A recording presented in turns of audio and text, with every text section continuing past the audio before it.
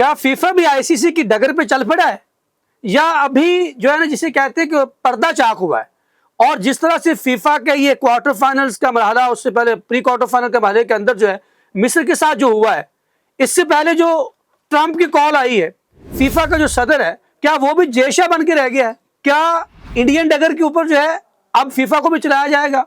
वहां पे कौन कौन कंट्रोल करेगा? मुझे लगता है कि पहला इंडियन वहां पर जो है ना वो मेसी साबित हुआ है कि जिसने जो रात जिस तरह से ये मैच फिक्स किया गया, इस पे बात करेंगे। बहुत बड़ा इशू है और इसके ऊपर बड़े वाशगाफ अल्फाज में मिस्र के जो कोच हैं उन्होंने भी बात की है। मेरे साथ मौजूद हैं खेल के मैदानों के ऊपर गहरी नजर रखने वाले राना एहसानुल्लाह साहब। राना एहसानुल्लाह क्या बताते चलूं कि ये स्पोर्ट्स के ऊपर बड़ी ग्रिप रखते हैं और इनका गहरा जो है ना वो इसके ऊपर एक जिसे कह लें कि ऑब्जर्वेशन है। इस मैच को उन्होंने देखा है, उनसे बात करेंगे कि असल में मामला हुआ क्या है और किस तरह से जो है वो फीफा के अंदर जो है वो इस तरह के मामला जो है वो चलना शुरू हो गए हैं।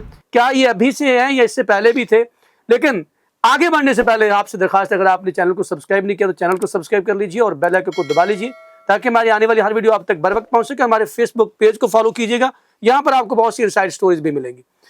तो बढ़ते हैं बिला ताखीर राना साहब। राना साहब, क्या मामला है कि वजह क्या बनी है ये आज फीफा इस तरह से जो है वो जिसे कहते हैं कि वो बिल्कुल सारी बातें सामने, इससे पहले भी ऐसे चल रहा था? देखें सालिक साहब कि मेरा तो दिल टूट गया फुटबॉल से जिस तरह से बहुत सारे पाकिस्तानी शायकीन क्रिकेट जो क्रिकेट से प्यार करने वाले लोग थे वो क्या करते थे कि फीफा वर्ल्ड कप बहुत ही जज्बे के साथ, शौक के साथ, पैशन के साथ, बिग स्क्रीन के साथ वो मैच एंजॉय करते थे। मेसी की टीम का, मिस्र की टीम का, रोनाल्डो की टीम का, रोनाल्डो की टीम का, पुर्तगाल मतलब रोनाल्डो। लेकिन इस बार देखें जिस तरह आईसीसी कर रहा है ना क्रिकेट के अंदर, मतलब किसकी छतरी के नीचे? इंडिया की छतरी के नीचे जो आईसीसी कर रहा है, कठपुतली का किरदार अदा कर रहा है। उसने पहले बांग्लादेश को आइसोलेट किया क्रिकेट में। मतलब जो दिल करता है आईसीसी को वो करता है इंडिया के कहने पर। अब फुटबॉल के अंदर भी वही होना शुरू हो गया। जेंटलमैन खेल है, दुनिया इससे बड़ा प्यार करती है। अब देखें आप, मिस्र जीता हुआ मैच है, वो 70 मिनट तक वो यार आखिरी 15 मिनट में काया पलटी है ना। आखिरी 15 मिनट में उन्होंने जोर लगाया रेफरी ने कि किसी ना किसी तरीके से हमने मैच जितवाना है, तो अर्जेंटीना को जितवाना है, मेसी को जितवाना है। अब समझ नहीं आ रही यार ये कि ऐसा था ना, मैं आपकी बात समझ रहा हूँ। देखिए उसके अंदर गोल था उनका, उसको उसने गलत करार दे दिया मैच रेफरी ने। उसके बाद अगला गोल जो था वो ऑफसाइड हो चुका था, अर्जेंटीना खिलाड़ी वो उसको गोल करार दे दिया। और 15 मिनट के अंदर सीटी बचा बचा के बार बार जब वो अटैक करता है तो सीटी बजाकर जो रेफरी है वो उसको जिसे कहते हैं मुदाखलत करता है। जब बॉल आती थी ना मिस्र के खिलाड़ियों के पास तो वो अटैक करने की तरफ जाते तो फौरी तौर पर जो रेफरी था उनको रोक देता था।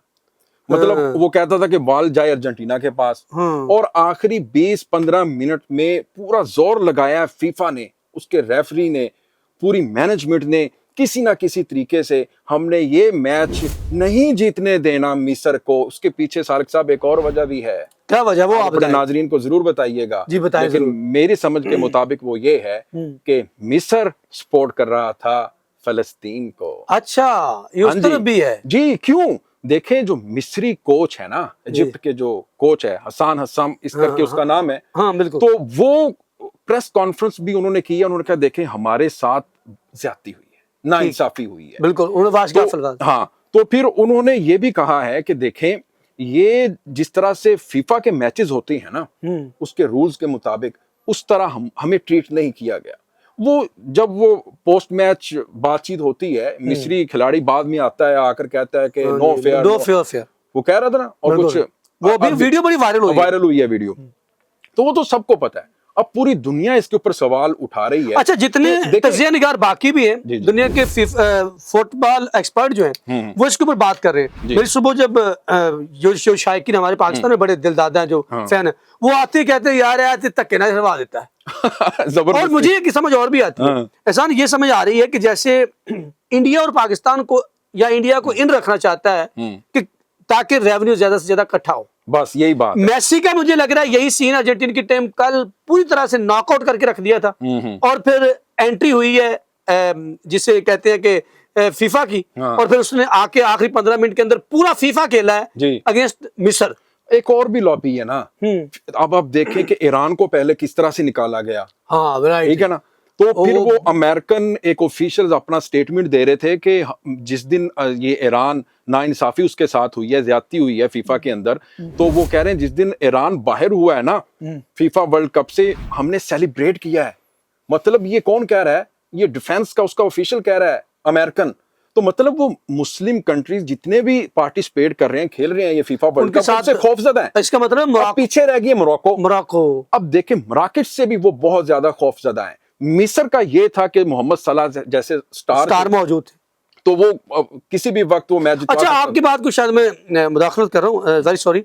एक बात और भी, जैसे ट्रंप ने बाकायदा मुदाखलत की है और अपने खिलाड़ी को रेड कार्ड होने के बाद अगले मैच में उसके रेफरी फीफा के सदर को, प्रेसिडेंट को जो है वो कॉल की है, और ये भी फीफा के ऊपर बाकायदा सवालिया निशान नहीं है। ये तो आईसीसी को, ऐसे हालात तो हमें आईसीसी के अंदर भी दिखाई नहीं दिए कि जेशा को डायरेक्ट कॉल जो है वो सामने आए, और वो बाकायदा फिर ये नहीं है, बाकायदा खबर आईसीसी को पीछे छोड़ दिया है फीफा ने इसमें। हाँ जी बिल्कुल। देखें, हम कह रहे थे, उंगलियां खड़ी करते थे कि आईसीसी तो इसके जेरे निगरानी है हिंदुस्तान के, हाँ। और जैसे हिंदुस्तान इसको कंट्रोल करता है, जैसे हिंदुस्तान कहता है वैसा ही होता है ना आईसीसी के रेवेन्यू का मसला होता है, जो भी हो जहां भी हो मैच को लेकर के, तो जो भी इन्होंने कानून बनाना है उसको लेकर। लेकिन अब आप देखें फीफा ने तो भाई सबको हैरान कर दिया, कह रहे कि मराकश नहीं जीते। अब भाई किमें जीते? और बगलो लो मराकश नाल जो होया, इजिप्ट नाल होया, हाँ जी, देखो तो सही ना, तो मतलब वो मिस्र जीत रहे हैं। ये तो यूं महसूस हुआ फीफा बामुकाबला मिस्र, हाँ इजिप्ट,